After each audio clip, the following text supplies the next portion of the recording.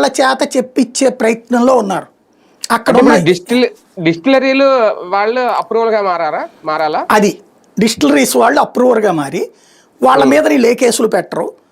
దానికి బదులుగా వాళ్ళకి ఒక సమస్య ఏమొచ్చిందంటే, డిస్టిలరీ వాళ్ళు ఈ మాట చెప్తే, అంటే వాళ్ళకి ₹1,00,00,000 డబ్బులు వస్తే 80 లక్షలు 70 లక్షలోనే లెక్క చూపెట్టారు గవర్నమెంట్ కంటే, దానికే పన్ను కట్టారంటే, వీళ్ళకి 30 లక్షలు ఎంత ఖర్చు ఇచ్చారంటున్నారు కదా, ఆ ఇచ్చిన డబ్బుల మీద కూడా పన్ను వాళ్ళు కట్టాల్సి వస్తుంది రేపు పొద్దున. ప్లస్ ఈడీ సిబిఐ కేసులు ఫేస్ చేయాల్సి వస్తాడు. దానికి వాళ్ళు సిద్ధపడేటట్టయితే ఇష్యూ నడుచుద్ది. లేదా ఆ పన్ను డబ్బులు ఏవైతే ఉన్నాయో ప్లస్ ఆ రేపు పొద్దున రాబోయే ఆ కేసుల డబ్బులు ఏవైతే ఉన్నాయో అది తెలుగుదేశం ఖర్చు పెట్టుకుంటాను తెర వెనక నుంచి అంటే అప్పుడు చేస్తారు. లేదా ఇవాళ రోజున మీరు మాకు ఇవ్వాలి కదయ్యా, ఎందుకంటే ఇప్పుడు వీళ్ళు తింటారు కదా లంచాలు, మీరు మాకు ఇవ్వాల్సింది బాటిల్ కింద అని చెప్పి ఇవ్వాలి కదా, ₹50 ₹100, దాంట్లో మాకు ₹30 తగ్గించుకునేవ్వండి, ఆ 30 మీరు తీసుకోండి అని వీళ్ళకి ఇవ్వాలి.